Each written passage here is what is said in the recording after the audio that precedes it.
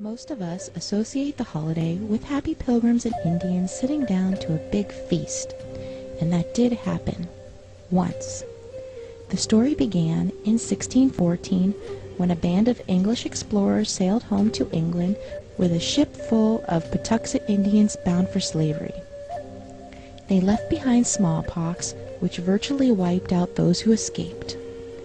By the time the Pilgrims arrived in Massachusetts Bay, they found only one living Patuxet Indian, a man named Squanto, who had survived slavery in England and knew their language.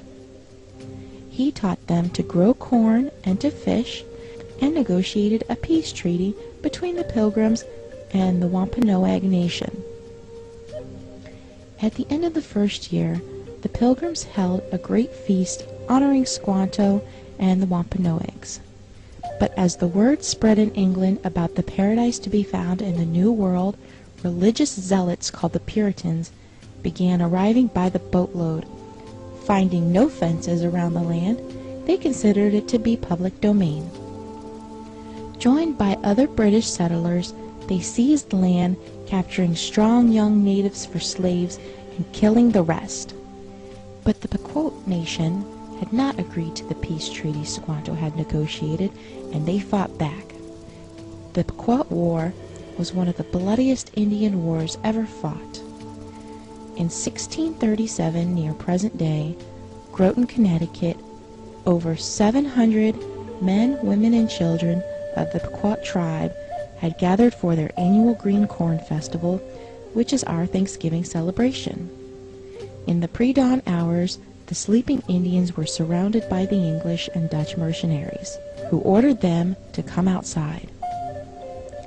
Those who came out were shot or clubbed to death, while terrified women and children who huddled inside the longhouse were burned alive.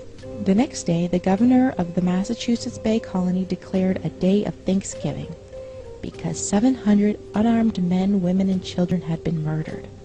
Cheered by their victory, the brave colonists and their Indian allies attacked village after village. Women and children over 14 were sold into slavery, while the rest were murdered. Boats loaded with as many as 500 slaves regularly left the ports of New England. Bounties were paid for Indian scalps to encourage as many deaths as possible. Following an especially successful raid against the Pequot in what is now Stamford, Connecticut, the churches announced a second day of Thanksgiving to celebrate a victory over the heathen savages. During the feasting, the hacked-off heads of the natives were kicked through the streets like soccer balls. Even the friendly Wampanoag did not escape the madness. Their chief was beheaded and his head impaled on a pole in Plymouth, Massachusetts, where it remained on display for 24 years. The killings became more and more frenzied, with days of Thanksgiving feasts being held after each successful massacre. George Washington finally suggested that only one day of Thanksgiving per year be set aside of celebrating each and every massacre. Later, Abraham Lincoln decreed Thanksgiving Day to be a national legal holiday during the Civil War. On the same day, he ordered troops to march against the starving Sioux in Minnesota. The story doesn't have quite the same fuzzy feeling associated with it as the one where the Indians and Pilgrims are all sitting down together at a big feast. But we need to learn our true history so it won't ever be repeated.